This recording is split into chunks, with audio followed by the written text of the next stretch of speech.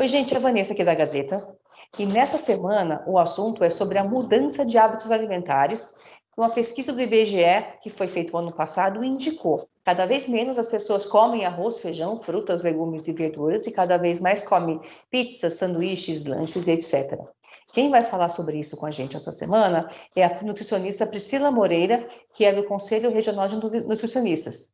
E aí, Priscila, como é que é esse fenômeno? Como é que é essa mudança? Olá, Vanessa. Agradeço o convite em nome do Conselho Regional de Nutricionista do Estado de São Paulo e Mato Grosso do Sul.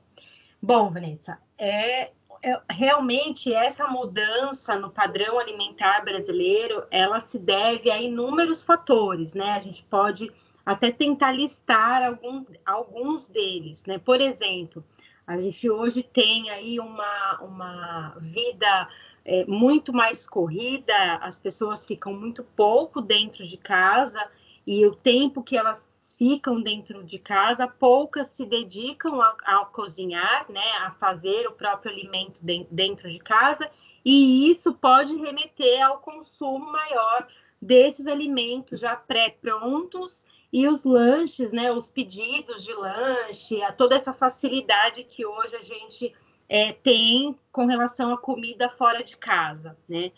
Um outro fator que chama bastante atenção que cada vez mais os alimentos propriamente ditos, eles têm sido considerados não saudáveis, né? Muito comum receber em consultório, por exemplo, pessoas que falam que já não comem mais arroz e feijão.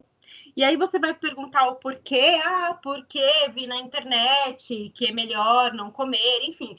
Então, existem mitos relacionados à alimentação que, infelizmente, assombram algumas pessoas e aí fazem com que elas, até mesmo as frutas, já chegaram a ser demonizadas, né? Como a fruta da cirrose. Então, a gente já teve muitas informações erradas que foram veiculadas, e isso, sem dúvida nenhuma, né? As pessoas consomem essa mídia, e essa mídia traz aí essas falsas verdades, né, que podem atrapalhar também o consumo alimentar, né?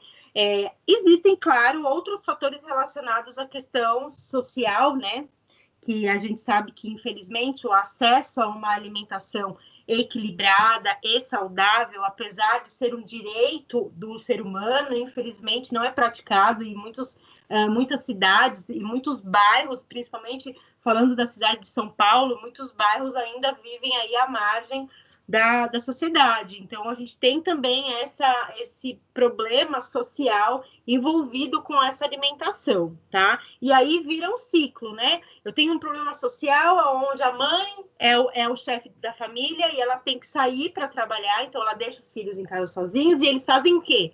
Lanches ou alimentos pouco nutritivos, como macarrão instantâneo, salsicha, e por aí vai, né? O uso do refrigerante demasiado. Então, a gente tem uma cascata, né, de reações que acontecem em volta, realmente, das questões sociais e dessa urbanização que a gente vive no momento.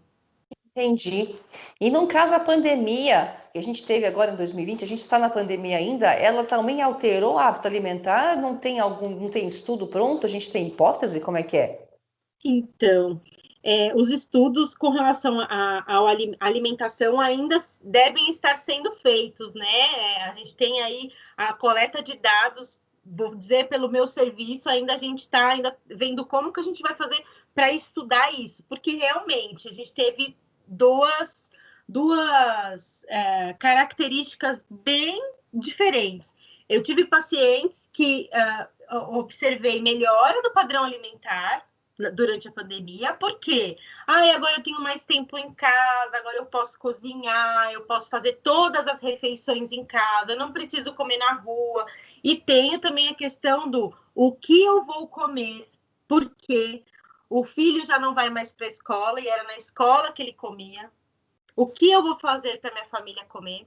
Eu tenho que cuidar da casa, cuidar do almoço, lavar depois a louça, voltar para o trabalho remoto. Então, a gente nós temos aí os dois lados, né? O lado que se beneficiou E tem um lado que, infelizmente, piorou, né, a situação alimentar. Entendi, são dois extremos, né? Dois extremos. Eu tenho ouvido muitas pessoas muito ansiosas por conta dessa alimentação, e aí, por conta de toda a situação, acaba descontando no alimento, né? Essa ansiedade traz o alimento, traz esse conforto para essa ansiedade. E tem também aquelas pessoas que falaram: não, agora eu consegui organizar minha rotina alimentar, agora eu consegui fazer as refeições no horário, estou muito melhor assim. Se a minha empresa não quiser mais voltar para o trabalho, né? Eu ter que ir até a empresa, quiser continuar remoto, eu vou adorar. Então, a gente está vivendo aí esses dois mundos, né? Entendi, entendi. Maravilha.